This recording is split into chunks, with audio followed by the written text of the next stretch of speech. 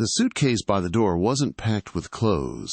It was packed with the fragments of a 10-year marriage. Most women would scream, cry, or throw vases against the wall when they found out their husband was lying to them on Christmas Eve. But Amelia didn't scream. She didn't shed a single tear. She simply looked at the text message, lighting up her husband's phone, a message that promised him a night of passion while their son slept upstairs waiting for Santa. And she made a choice that would haunt him for the rest of his life. Because when a good woman finally walks away, she doesn't turn back, and she takes the best parts of you with her. The snow was falling heavily over Manhattan, turning the city into a glittering snow globe. But inside the penthouse on Fifth Avenue, the air was suffocatingly warm. It smelled of pine needles, roasted chestnuts, and the distinct, sharp scent of expensive lies. Amelia stood by the floor-to-ceiling window, watching the traffic crawl below. She was wearing the emerald silk dress Julian had bought her 3 Christmases ago, back when he still looked at her like she was the only woman in the room. Now she felt more like a prop in his carefully curated life, a mannequin placed beside the 12-foot Douglas fir tree to complete the domestic tableau. "Daddy, is Santa coming soon?" Amelia turned. Her 5-year-old son, Leo, was sitting on the Persian rug, wrestling with the wrapper of a candy cane. His eyes, the exact shade of hazel as his father's, were wide with the unique anxiety of Christmas Eve. "Soon, baby," Amelia said, forcing a smile that didn't quite reach her eyes. She walked over and smoothed his unruly hair. "But you have to be asleep. Santa doesn't land on roofs where children are awake." "I'm trying," Leo whispered, "but I heard Daddy arguing on the phone. Is he mad at Santa?" Amelia's heart stuttered. She hadn't realized Leo had heard. She glanced toward the hallway, leading to the master bedroom. The heavy oak door was slightly ajar, and Julian's voice drifted out, low and urgent. It wasn't the tone of a man talking business, despite what he would inevitably claim. It was the hushed, frantic whisper of a man trying to put out a fire he had started. Julian emerged a moment later, buttoning the cuffs of his pristine white dress shirt. He was a handsome man, devastatingly so. At 38, he was the CEO of Sterling & Vance, a private equity firm that moved billions as easily as most people moved furniture. He had the jawline of a movie star and the cold, calculating eyes of a shark. But tonight, those eyes were shifting, avoiding Amelia's gaze. "Everything okay?" Amelia asked, standing up. She smoothed the front of her dress, her palms sweating. Julian adjusted his Rolex, checking the time for the 3rd time in 5 minutes. "Work," he sighed, the lie rolling off his tongue with practiced ease. "The Tokyo market is opening, and there's a crisis with the merger. I have to go into the office for a few hours." "On Christmas Eve?" Amelia's voice was quiet, dangerous. "Julian, it's 8 p.m. Leo is waiting for you to read, the night before Christmas. It's our tradition." Julian finally looked at her, his expression tightening. "I know, Amelia. Do you think I want to be doing this? This merger pays for this apartment. It pays for that tree. It pays for Leo's private school. He always did this. He weaponized their lifestyle to silence her. He made her feel ungrateful for questioning his absence, as if her desire for a husband was an insult to his hard work. "Just promise me you'll be back by midnight," Amelia said, her voice barely a whisper. "Please, Julian. Don't make me wake up alone on Christmas morning. Not again." Last year, he had claimed he was stuck at the airport in London due to a blizzard. Later, Amelia had found a receipt for a spa treatment in the Hamptons, dated December 26th. She had swallowed the suspicion then, burying it under layers of denial, because she wanted to believe in him. She wanted to believe they could fix this. Julian walked over and kissed her forehead. It was a cold, perfunctory kiss. "I'll try, Amy. I promise I'll try." He knelt down and high-fived Leo. "Be a good boy for Mom, okay? Daddy has to go save the world." "Okay, Daddy," Leo chirped, oblivious to the cracks forming in the foundation of his world. Amelia watched him leave.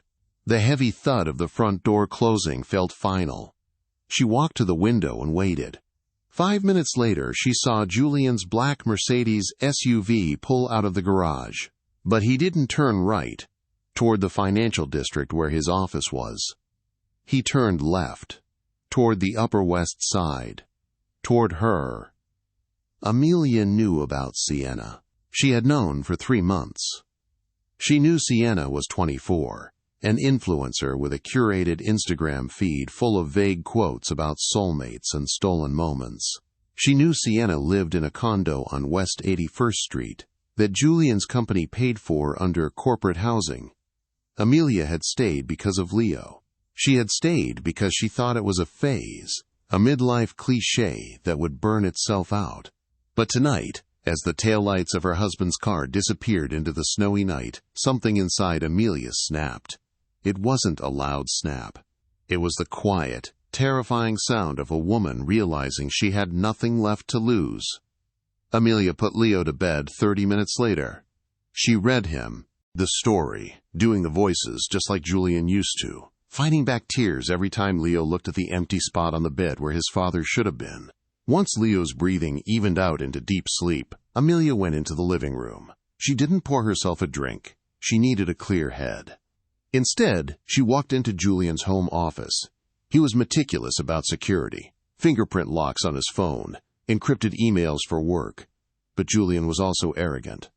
He believed Amelia was technologically illiterate, a joke he often made at dinner parties to make his friends laugh. Because of that arrogance, he had made a mistake.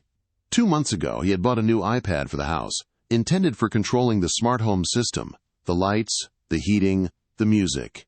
He had logged in with his primary Apple ID, and, in his haste, he hadn't turned off the synchronization for iMessage. Amelia sat in his leather chair and woke up the iPad. Her heart hammered against her ribs like a trapped bird. She tapped the green message icon. The thread was at the top. The contact name was saved simply as S. 8:15 p.m. Julian. Just left. She's clueless. I told her it was the Tokyo merger. I'll be there in 28:16 p.m. S. Hurry, baby. I'm wearing that red lace set you bought me, and I have your present waiting unwrapped. Winking face. Forget about her. Tonight is ours. 8:17 p.m. Julian. I'm already forgetting her. God, I need you. Christmas at that house feels like a funeral. You're the only thing that makes me feel alive. Amelia read the messages twice. The words funeral and clueless burned into her retinas. She scrolled up. It wasn't just tonight. There were messages from Thanksgiving. Messages from Leo's birthday, when Julian had spent the entire party on his phone handling a crisis. He had been texting Sienna about how bored he was. Amelia put the iPad down. A strange calm washed over her. It was the calm of clarity. For years, she had convinced herself that Julian loved her in his own broken way. She thought he was just stressed, just overworked, but reading those words, Christmas at that house feels like a funeral, she realized the truth. He didn't just cheat on her.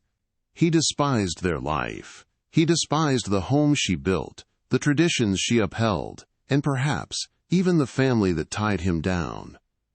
She stood up and walked out of the office. She went to the master bedroom and pulled her largest suitcase from the closet. She didn't pack her jewelry. She didn't pack the designer dresses he had bought her to show her off at galas. She packed jeans, sweaters, comfortable shoes. She packed her passport and her birth certificate. Then she went to Leo's room. She moved quietly, packing his favorite clothes, his vitamins, and his most beloved toys. The worn-out teddy bear, his Lego sets, and the blanket he couldn't sleep without. As she zipped up the bags, her phone buzzed in her pocket. It was a notification from the bank app. $5,000 purchase authorized at Cartier, Fifth Avenue. Amelia stared at the screen. He hadn't even waited to get to Sienna's apartment. He had stopped to buy the mistress a gift.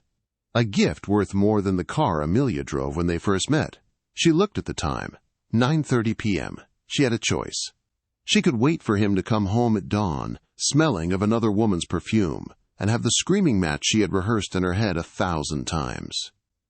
She could demand a divorce, fight for alimony, and drag this out in court for years. Or she could do something much more painful. She could disappear. Julian was a man of control. He controlled his company, his image, his money, and his wife. The only way to truly hurt him was to take away that control. To deny him the satisfaction of seeing her cry. To deny him the closure of a fight. Amelia went to the desk in the hallway and grabbed a piece of sterling advanced stationery. She picked up a pen. Her hand didn't shake. She wrote 3 sentences. You chose your present for the night. I'm taking mine and leaving. Don't look for us. You're free now, Julian. Be careful what you wish for. She placed the note on the kitchen counter, next to the plate of cookies Leo had left for Santa. Then, she picked up her sleeping son. He stirred, mumbling, "Daddy?" "Shh," Amelia whispered, tears finally stinging her eyes as she held him close. "Daddy's busy, Leo. It's just us now. We're going on an adventure."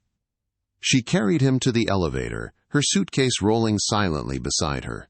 As the doors slid shut, sealing off the view of the penthouse, Amelia didn't look back. She pressed the button for the garage. The golden cage was open, and the bird had flown. The digital clock on the dashboard of Julian's Mercedes glowed a soft, accusing green, 2:47 a.m. The city was asleep, buried under a fresh blanket of snow that muted the usual roar of Manhattan.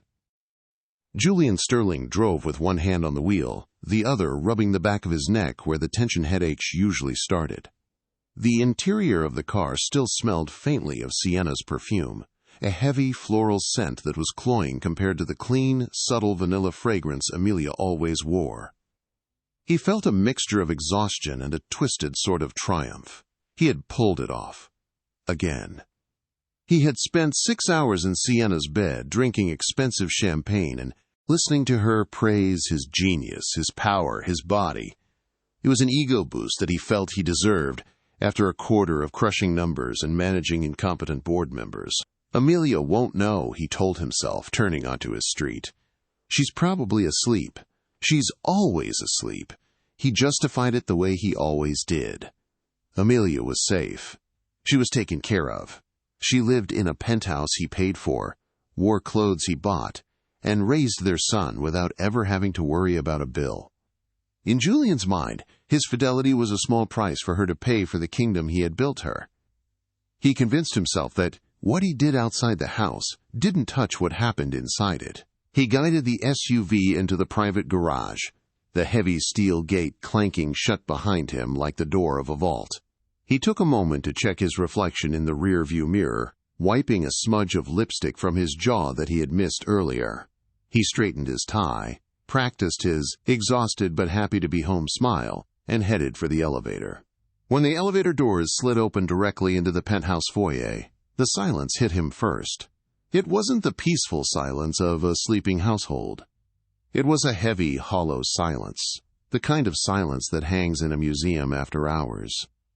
The heating system hummed low in the walls, but the air felt strangely cold. "Amy?" he called out, tossing his keys into the crystal bowl on the entry table. The sound rang out too loudly, echoing down the marble hallway. No answer. He frowned. Usually, on Christmas Eve, she left the tree lights on. She liked the way they twinkled against the snow outside. But tonight, the living room was pitch black. Julian walked in, his footsteps clicking on the hardwood. He fumbled for the dimmer switch on the wall and brought the lights up low. The living room was pristine, too pristine. The throw pillows were chopped and fluffed perfectly on the couch. The magazines were stacked in a rigid pile. His eyes moved to the Christmas tree. The presents were there, piled high. The ones he had his assistant buy for Leo. The jewelry box for Amelia. Everything looked normal, yet his skin began to prickle. A primal instinct, something dormant in his gut, woke up and screamed that something was wrong. He walked into the kitchen. The stainless steel appliances gleamed under the under-cabinet lighting. On the marble island, a plate of cookies sat untouched. A glass of milk had gone warm and separated. And there, propped against the glass, was the note. Julian picked it up. He recognized the stationery immediately, heavy cardstock, embossed with his company logo. He smirked slightly. "She's probably leaving me a reminder to assemble Leo's bike," he thought, shaking his head at her predictability. He read the first line. The smirk vanished. "You chose your present for the night. I'm taking mine and leaving." He read it again. And a third time. The words swam before his eyes, refusing to make sense. Leaving? Amelia? Amelia didn't leave. Amelia was the constant. She was the shore, and he was the wave that crashed against her and pulled away whenever he pleased. The shore didn't just leave. "Amelia!" he shouted, his voice cracking. He dropped the note and sprinted toward the master bedroom. He threw the door open so hard it banged against the wall. The bed was made. The duvet was smooth, untouched. He ran to the walk-in closet. It was a cavernous space, filled with rows of designer clothes. At first glance, it looked full, but then he saw the gaps, the empty hangers where her heavy winter coats used to hang, the vacant shelf where her boots usually sat. Panic, cold and sharp, finally pierced his arrogance. He turned and ran to Leo's room. This was the one that terrified him. He could handle an angry wife. He could handle a temporary separation. But his son? "Leo," he whispered, pushing the door open. The room was dark. The nightlight, shaped like a rocket ship, cast a dim blue glow. Julian rushed to the bed and ripped the covers back. Empty. The mattress was stripped of its sheets. The closet door was open, shelves bare of the clothes Leo wore most. The toy chest was open, Leo's favorite things gone. Julian stood in the center of his son's room, breathing hard, his chest heaving as if he had run a marathon. He felt a sudden, violent surge of nausea. She had taken him. She had actually taken his son. He pulled his phone from his pocket, his fingers trembling so badly he dropped it once before unlocking it. He dialed Amelia's number. "The number you have reached is no longer in service. Please check the number and try again." He stared at the phone. No longer in service? That was impossible. He paid the bill. It was a corporate account. He dialed again. Same message. He rushed back to his office, booting up his computer. He needed to track them. He had installed a Find My feature on all family devices for security reasons. Really, it was just another way to monitor his possessions. He logged into the cloud. The map of New York City loaded. He saw his own dot pulsing in the penthouse. He saw his iPad in the office. But Amelia's phone? Leo's tablet? Their dots were gray. Offline. Last known location. The penthouse. 9:45 p.m. She had turned them off. She had disconnected everything before she even left the building. Julian slammed his fist onto the mahogany desk, the pain shooting up his arm barely registering. He opened his banking app. If she was running, she needed money. He would see the transaction. He would see where she bought gas, where she booked a hotel. He would have the police there in an hour to reclaim his son. He pulled up the joint checking account. Balance, $254,000. Recent transactions, Cartier, $5,000 pending. His gift to Sienna. Whole Foods minus $145. Christmas dinner groceries. There were no withdrawals, no transfers. She hadn't touched the money. Julian sat back in his chair, the leather creaking under his weight. The realization washed over him like a tidal wave of ice water. If she had taken half the money, it would have been a tantrum. It would have been a negotiation tactic. But she had taken nothing. She had left the diamonds. She had left the credit cards. She had left the millions of dollars he held over her head like a sword. That meant she wasn't planning on coming back. For the first time in his life, Julian Sterling, the man who could buy or sell anything in New York, felt completely and utterly powerless. He looked around the silent, expensive office, surrounded by the awards and the deals and the legacy he had built. "Merry Christmas, Julian," he whispered to the empty room, the taste of ashes in his mouth. 400 miles away, the world was a blur of white and gray. Amelia gripped the steering wheel of the rented Ford sedan until her knuckles turned white. The snow was coming down harder now, transforming the highway into a treacherous ribbon of slush. Every time a semi-truck roared past in the opposite direction, the blast of wind shook the small car, threatening to send them spinning into the ditch. She was exhausted. Her eyes burned from staring at the road, and her body ached from the tension. She hadn't slept in 20 hours. But she couldn't stop. Not yet. In the back seat, buried under a pile of blankets, Leo was finally asleep. He had cried for the first hour, asking for his dad, asking why they couldn't wait for Santa. Amelia had to lie. She told him it was a surprise trip, a special Christmas adventure that Daddy wanted them to go on, and that Daddy would join them later. The lie tasted like bile on her tongue, but it was necessary. She couldn't shatter his heart on the same night she upended his world. She glanced at the rearview mirror, checking for headlights behind her. Paranoia was her passenger now. Every set of lights looked like Julian's black SUV. Every shadow looked like one of the private investigators she knew he would hire by morning. She knew how Julian operated. By now, he would have found the note. He would have checked the accounts. He would be furious, not because he missed her, but because he had lost. And Julian Sterling never lost. Amelia reached over and touched the passenger seat where a thick envelope sat. Inside was $12,000 in cash. It was her freedom fund. For 3 years, ever since the first time she found a lipstick stain on his collar, Amelia had been siphoning money. It wasn't from the bank accounts. He watched those too closely. It was smaller, smarter. When she went grocery shopping, she would get $50 cash back.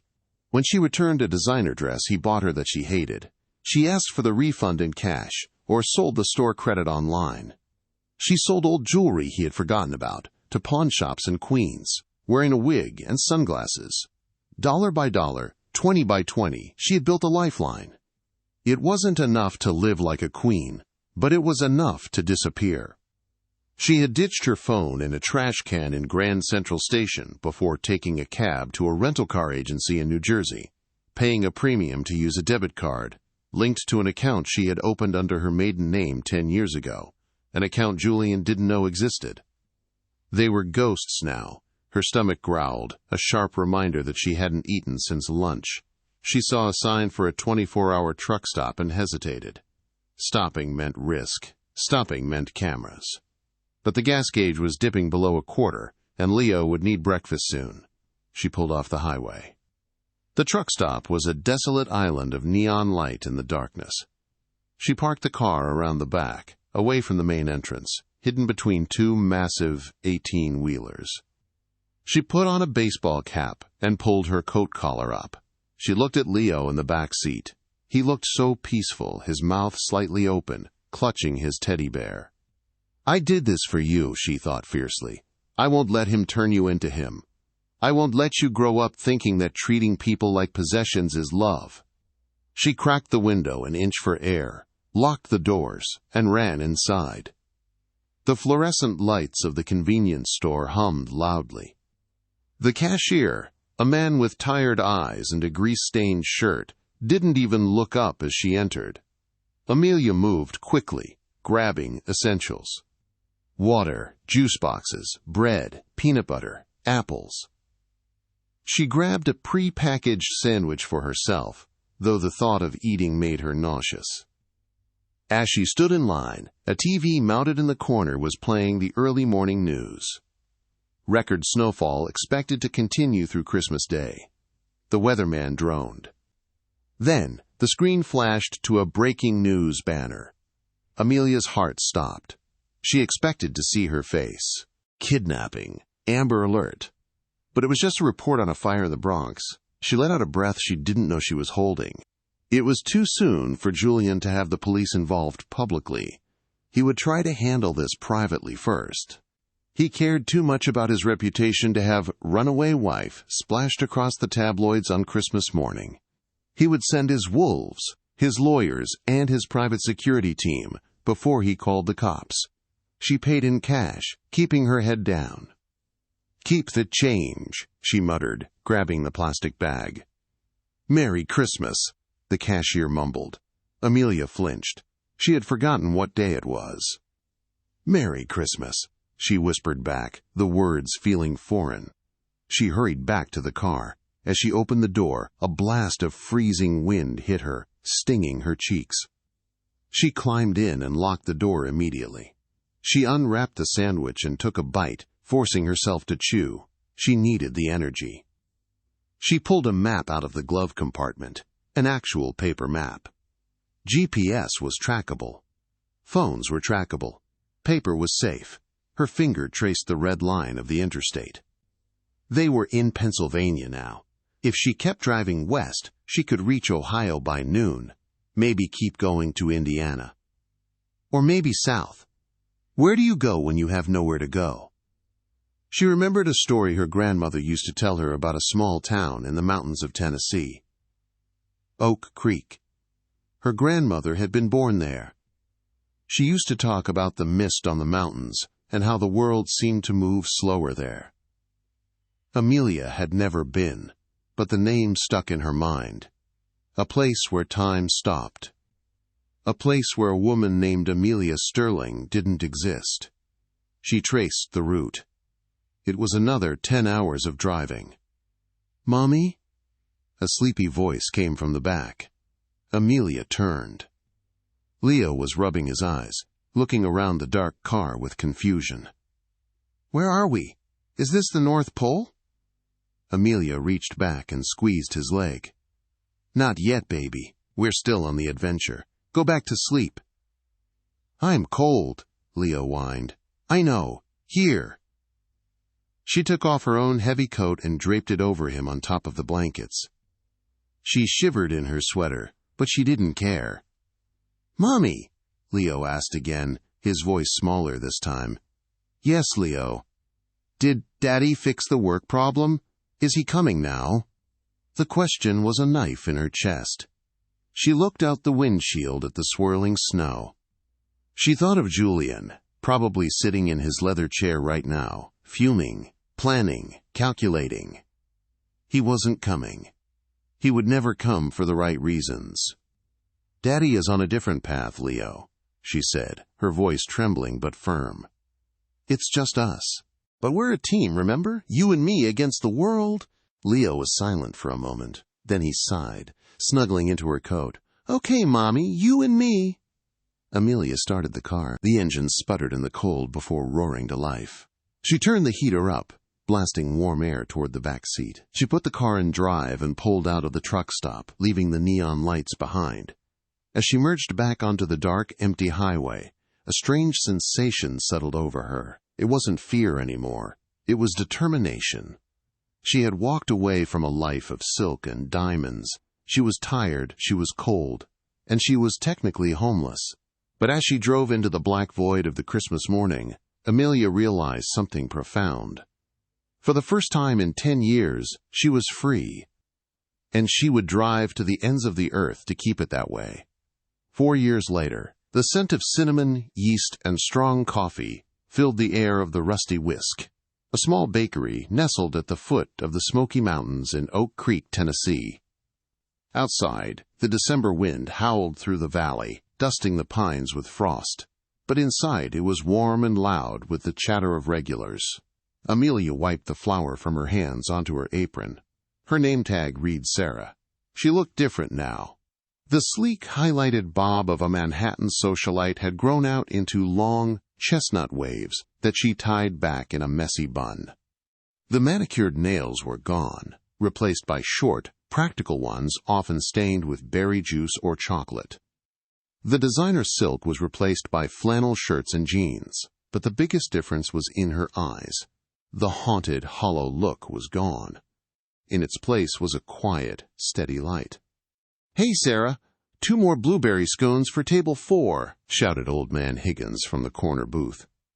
"Coming right up, Mr. Higgins," Amelia called back, smiling. It was a real smile, one that reached her eyes and crinkled the corners. She moved behind the counter with a rhythm she had perfected over the last 3 years. After fleeing New York, she had driven until the road ran out, finding herself in this forgotten town. She had used the last of her cash to rent a drafty cabin and had taken a job washing dishes here. She worked her way up to baker, then manager. She was poor. There were months when she had to choose between heating oil and new shoes for Leo. But she was free. The back door of the bakery swung open, and a blast of cold air hit her. Leo ran in, his cheeks flushed red from the cold, his backpack bouncing against his winter coat. He was 9 now. Tall for his age, with the same hazel eyes as Julian but with none of the coldness. "Mom! Mom! Look!" Leo shouted, waving a piece of paper. Amelia, or Sarah, as she was known here, knelt down to his level. "Slow down, Speed Racer. What is it?" "I got the lead," Leo beamed, thrusting the paper at her. "In the Christmas pageant, I'm going to be the narrator." Mrs. Gable said, "I have the best reading voice in the whole 4th grade." Amelia's heart swelled. In New York, Julian had wanted to send Leo to a boarding school in Switzerland, to, quote, build character. Here, Leo was playing in the snow, attending a public school and excited about a paper crown. "That is amazing, Leo!" She pulled him into a hug, smelling the scent of fresh air and pine on his jacket. "We have to celebrate. Hot chocolate on the house." As Leo scrambled onto a stool, the bell above the front door jingled. A tall man in a plaid jacket and work boots walked in, stomping the snow off his feet. It was Mark, the local carpenter who had fixed Amelia's porch last winter for free, just because he saw her struggling with a hammer. "Heard the good news," Mark said, leaning against the counter. He had kind eyes and rough hands, hands that built things rather than destroyed them. "Narrator, huh? That's a big deal, Leo. It's a huge deal," Leo chirped, his mouth full of whipped cream. Amelia watched them. Mark was everything Julian wasn't. He was steady. He was kind. He had asked her out to dinner 6 times in the last year. 6 times she had said no. Not because she didn't like him, but because she was afraid. She was afraid that if she let anyone too close, the lie would unravel. She was afraid that happiness was just a beacon that would lead the monster to her door. "You okay, Sarah?" Mark asked, his voice low. Amelia snapped out of her daze. "I'm fine, just tired. The Christmas rush." "You work too hard," Mark said gently. "You know, the invitation for Christmas Eve dinner still stands. My mom is making her famous pot roast. Leo would love it." Amelia hesitated. Christmas Eve. The anniversary of her escape. For 4 years she had spent every Christmas Eve with the doors triple locked, watching movies with Leo, waiting for the other shoe to drop. She looked at Leo, laughing at something Mark had said. She looked at Mark, waiting patiently. Maybe it was time to stop running. Maybe 4 years was enough to be safe. "Okay," Amelia whispered. Mark blinked, surprised. "Okay?" "Yes, we'll come. To dinner." Mark's face broke into a grin that made him look 10 years younger. "You won't regret it. I promise." That night, Amelia felt a strange sense of peace. She tucked Leo into bed in their small cabin. The wind rattled the windows, but inside, with the fire crackling, it felt secure. "Mom?" Leo mumbled as he drifted off. "Yeah, baby?" "I don't remember him anymore." Amelia froze. "Who?" "My old dad. I tried to remember his face today for the play, like imagining who I was talking to, but I couldn't see him. I only see Mark now." Amelia felt a lump in her throat. "That's okay, Leo. You don't need to remember." She kissed him and went to the living room. She poured herself a glass of cheap wine and sat by the window. She pulled out her laptop to check the bakery's email. There was a notification from the town's local Facebook page. Oak Creek Gazette. Meet the cast of this year's Christmas pageant. Curious, she clicked it. There was a group photo of the 4th grade class. And there, front and center, was Leo, beaming with his script in hand. The caption read, "Leo Miller, age 9, will be leading our story this year." Amelia's finger hovered over the mouse. It was a local paper. The website had maybe 200 hits a month. It was harmless. She closed the laptop, telling herself she was being paranoid. Julian was a billionaire in New York City. He didn't read the Oak Creek Gazette. He didn't even know this town existed. She took a sip of wine and looked at the snow falling outside. For the first time, she allowed herself to believe that the nightmare was truly over. She didn't know that 300 miles away, a facial recognition algorithm, illegally purchased by a private security firm, had just flagged a 98% match on a database that had been running silently for 460 days. Julian Sterling stood in his office, overlooking a gray, slush-covered Manhattan. The office was different now. The warmth was gone. The plants were dead. The staff avoided the top floor unless absolutely necessary. Julian had changed too. The movie star looks were harder, sharper. There was silver in his hair, and lines etched deep around his mouth. He hadn't slept a full night in 4 years. He was richer than ever. The merger had gone through. He had acquired 3 competitors. He had everything a man could want. Except the one thing that had been stolen from him. Sienna was a distant memory. He had discarded her 3 weeks after Amelia left. She had been a distraction, a toy.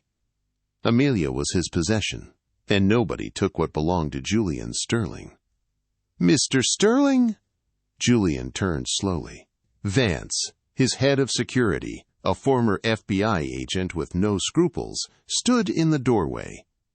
He looked nervous. People usually did when they brought Julian bad news. "I told you, Vance," Julian said, his voice a low rumble. "If it's another false lead in Canada, don't bother." "It's not Canada, sir." Vance walked in and placed a tablet on the desk. "And it's not a false lead." Julian looked down. The screen showed a grainy, zoomed-in photo. It was a boy. He was laughing, wearing a puffy winter coat. Julian's breath hitched. He would know that smile anywhere. It was the smile he used to see before he ruined everything. "Leo," he whispered. The name tasted like iron. "Where?" Julian demanded, his eyes snapping up to Vance. "Oak Creek, Tennessee, middle of nowhere, population 2,000. It's a photo from a local school event posted yesterday." "And Amelia?" Vance swiped the screen. A second photo appeared. It was taken through a window, a candid shot of a woman in an apron, wiping a counter. She looked tired. She looked older. She was wearing flannel. Julian stared at the photo. He felt a surge of emotions he couldn't name. Rage, yes. Relief, maybe. But mostly a dark, twisting obsession. She thought she could hide. She thought she could take his heir and turn him into a peasant in some hillbilly town. She looked happy. That was what hurt the most. She looked happier wiping tables in a shack than she ever had wearing diamonds in his penthouse. "Get the jet ready," Julian said, buttoning his suit jacket. "Sir, there's a storm front coming in," Vance warned. "Air traffic control is grounding flights." "I don't care," Julian snarled. "Pay the pilot triple. Pay him $1 million. I want to be in Tennessee tonight." "What's the plan, sir? Do you want me to call local law enforcement? We can have custody papers served." "No police." Julian cut him off. He walked to the window, staring at his reflection. "The police complicate things. She humiliated me, Vance. She ran away in the night like a thief. I'm not going to let a judge handle this." He turned back, his eyes cold and dead. "I'm going to handle this. I want her to see me. I want to see the moment the hope dies in her eyes." Christmas Eve. The snow in Tennessee was heavy, blanketing the world in silence. Amelia was humming as she finished closing up the bakery.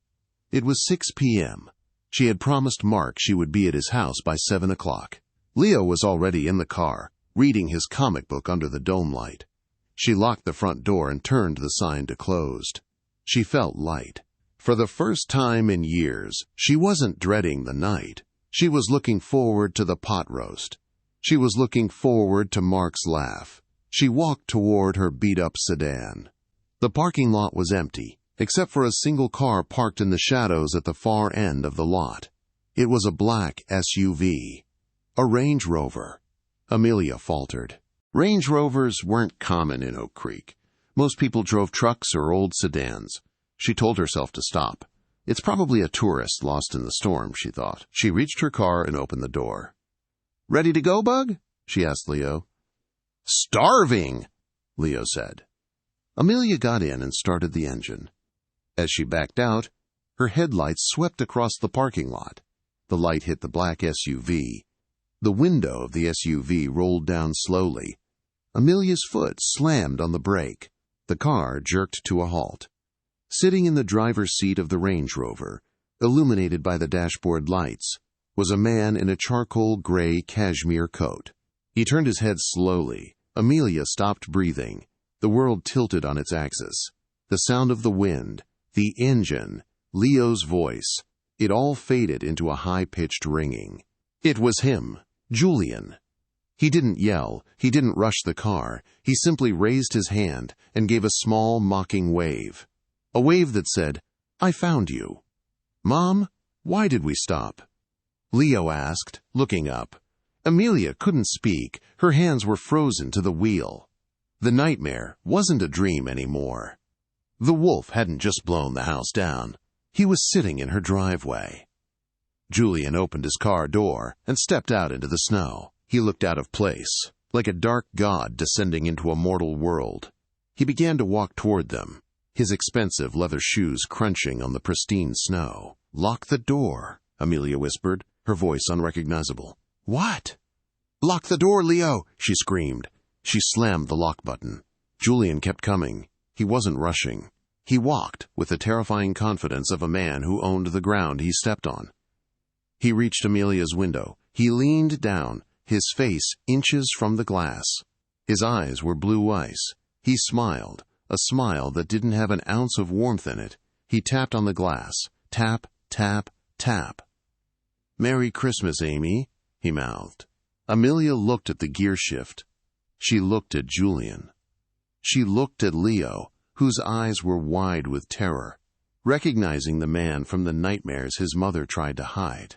She had run for 4 years. She had hidden. She had been Sarah Miller. But Sarah Miller couldn't save them now. Amelia Sterling had to come back, and this time she couldn't just walk away. She revved the engine. Amelia's foot hovered over the gas pedal. Her instinct screamed at her to drive, to plow through the snowbank, to risk the ice and the darkness to get away from the man standing outside her window. But as she looked at Julian, standing there in his Italian wool coat, snowflakes melting on his expensive haircut, she realized something. If she drove away now, she would be driving forever. She would spend the rest of her life looking in the rearview mirror. Leo would grow up in the shadow of fear, learning that the only way to deal with a bully is to run. She looked at her son. Leo was pressing himself against the passenger door, tears streaming down his face, clutching his seatbelt like a lifeline. He wasn't looking at a father. He was looking at a stranger. Amelia killed the engine. "Mom?" Leo whispered, his voice trembling. "What are you doing?" "I'm finishing this," Amelia said, her voice surprisingly steady. She unbuckled her seatbelt. "Stay in the car, Leo. Lock the door behind me. Do not open it for anyone but me. Do you understand?" "Mom, no! Lock the door, Leo." Amelia opened her door and stepped out into the biting wind. She slammed the door shut, hearing the reassuring click of the lock as Leo obeyed. She stood in the slush, wearing her worn-out boots and a puffer jacket from Target, facing down a man whose watch cost more than the building behind her. Julian smiled. It was a terrifying, triumphant smile. "Finally," he said, his voice smooth, cutting through the wind. "I was beginning to think you'd forgotten your manners, Amy. Or should I call you Sarah now? It's so quaint, like a character in a bad novel." "What do you want, Julian?" Amelia asked. She didn't cross her arms. She stood tall, refusing to make herself smaller. "I want my son," Julian said, his gaze flicking to the car window where Leo's frightened face was pressed against the glass. "And I want to go home. I have the jet waiting in Knoxville. If we leave now, we can be back in New York by midnight. I've already had the lawyers draft a statement saying you were seeking mental health treatment. We can spin this. We can fix your little breakdown." Amelia laughed. It was a cold, sharp sound that startled him. "Breakdown? You think this is a breakdown? Julian, This is the first time I've been sane in 10 years. Julian's jaw tightened. Don't test me, Amelia. You kidnapped my son. I have Vance on the phone with the federal authorities right now. I could have you arrested in front of him. I'm giving you a chance to walk away with some dignity. He took a step closer, invading her space, smelling of sandalwood and intimidation. Look at you, he sneered, gesturing to her clothes, the beat-up car, the dark bakery. You're wiping tables for minimum wage. You're living in poverty. You're denying Leo his birthright. He's a sterling. He belongs in prep schools and boardrooms, not in this backwater hellhole. He's happy, Amelia said quietly. He has friends. He sleeps through the night. He doesn't ask why Daddy isn't home for the 5th night in a row. He doesn't think love is something you buy. Love? Julian scoffed. Love doesn't pay for college, Amelia. Power does. And you have none. He moved to bypass her, reaching for the car door handle. Don't touch that door, Amelia warned, stepping in front of him. Move! Julian snarled, his mask of civility slipping. I'm taking him. He reached out and grabbed Amelia's arm, his grip bruising. He shoved her aside, not hard enough to knock her down, but hard enough to show he meant business. He grabbed the handle of the car and yanked. Locked. He pounded on the glass. Leo, unlock this door! It's Daddy! Open it now! Leo flinched with every bang, sobbing, shaking his head. Stop it! You're scaring him! Amelia screamed, lunging at Julian, grabbing the lapels of his coat to pull him away. He swatted her hands away like she was a fly. I'm saving him! Suddenly, a blinding pair of headlights swept across the lot, followed by the roar of a truck engine. A heavy-duty pickup slammed to a halt, just inches from Julian's Range Rover. The door flew open, and Mark stepped out. He wasn't wearing a suit. He was wearing his work boots and a heavy Carhartt jacket, and he looked like a mountain that had decided to move. Is there a problem here? Mark's voice was low, rumbling from his chest. He didn't yell, but the menace in his tone was unmistakable. Julian straightened his coat, looking Mark up and down with disdain. This is a private family matter. Get back in your truck, lumberjack. Mark didn't look at Julian. He looked at Amelia. Sarah, you okay? He's trying to take Leo, Amelia said, her breath hitching. Mark nodded slowly. He took 2 long strides and placed himself between Julian and the car. He was 3 inches taller than Julian and broader by half. I think you need to step away from the vehicle, Mark said calmly. Julian let out a sharp, incredulous laugh. Do you know who I am? I'm Julian Sterling. I could buy this entire town and evict you just for sport. Now move, before I ruin your life. Mark looked at him, unimpressed. Mr. Sterling, out here, your money doesn't mean much. But the sheriff is my cousin, and he's on his way. And in Tennessee, we don't take kindly to strangers threatening women and children in the dark. I am his father, Julian shouted, losing his composure. I have rights. You lost your rights when you chose a mistress over your son on Christmas Eve, Amelia said, her voice cutting through the tension. Julian spun around to face her, his face contorted with rage. I gave you everything. I gave you a life most women would kill for. You gave me things, Amelia yelled back, tears finally spilling over. You gave me jewelry to shut me up. You gave me trips to keep me away. But you never gave me you, Julian. You were never there. And when you were, you made me feel small. You made me feel like an accessory. She pointed to the bakery. I scrub floors in there. I wake up at 4 a.m. to knead dough. My back hurts, and I drive a car with a check engine light that's been on for 6 months. And I am happier every single day than I ever was in your golden cage. Because I'm free. And Leo is loved. Julian stared at her. For a moment the silence was absolute. The wind howled around them. He looked at the car. Leo had stopped crying. He was watching his mother, and then, slowly, Leo reached up and placed his hand against the glass, right where Amelia's reflection was. He didn't look at Julian. He didn't acknowledge him. He chose his side. Julian felt something break inside him, It wasn't his heart. He wasn't sure he had one of those anymore. It was his ego, the unshakable belief that he was the center of the universe. Here, in this dirty, snow-covered parking lot, he was nothing. He was just a man in a wet coat, alone. He looked at Mark, who hadn't flinched.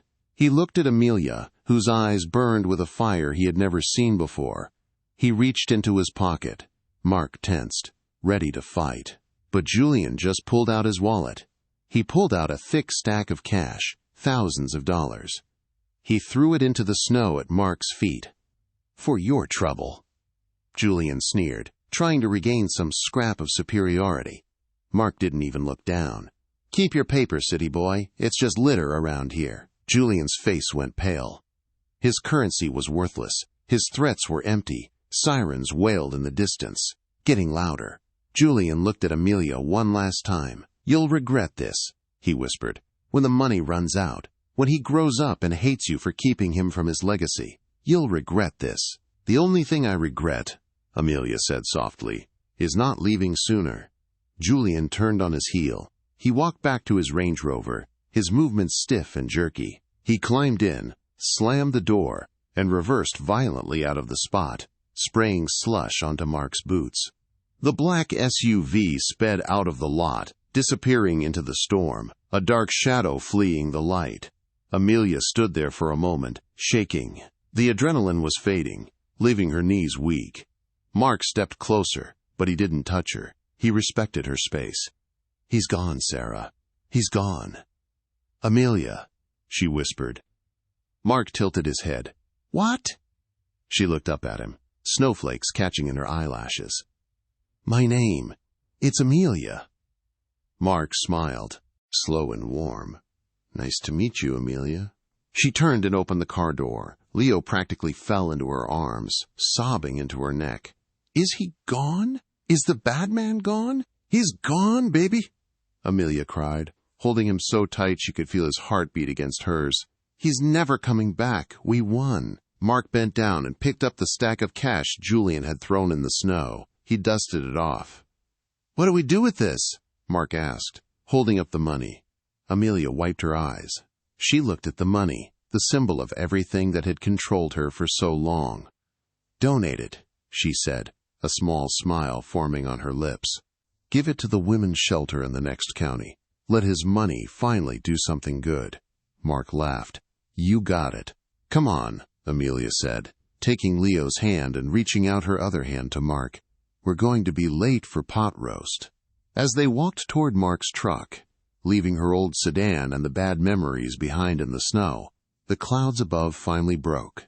Through the gap in the storm, the moon shone down on the little town of Oak Creek. It wasn't the glittering, artificial light of New York City. It was real, it was quiet, and it was enough.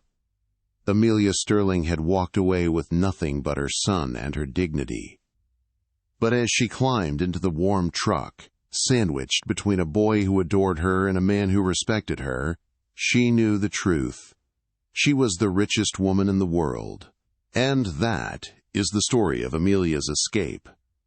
It's a powerful reminder that the most expensive things in life aren't jewelry, penthouses, or private jets. The most expensive things are peace of mind, self-respect, and the love of your family, things that cannot be bought, only earned. Amelia walked away from a billion-dollar life to save her son's soul, proving that a golden cage is still just a cage. What would you have done if you were in Amelia's shoes? Would you have stayed for the financial security, or would you have risked it all for freedom? I really want to know what you think, so please leave a comment down below with your thoughts. If this story touched your heart or kept you on the edge of your seat, please give this video a like. It really helps support the channel. And if you want more dramatic stories full of twists, betrayal, and redemption, make sure to hit that subscribe button and turn on the notification bell so you never miss a new upload. Thank you for watching, and remember, never let anyone buy your happiness. See you in the next story.